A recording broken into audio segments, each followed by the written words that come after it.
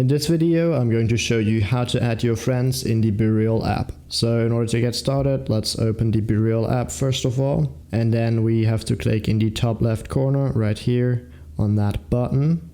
And then we have the option to either add them by searching for the username. So if we know their username, we can just type it in here like so.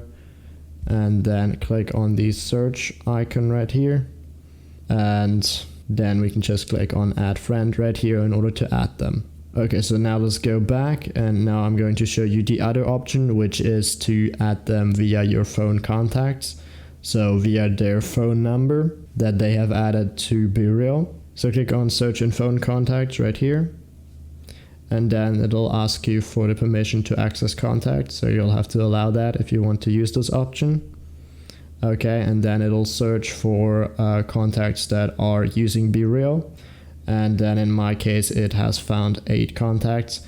And now I can just click on add in order to add them, or click on the X in order to hide them from this list. So that's how you can add your friends.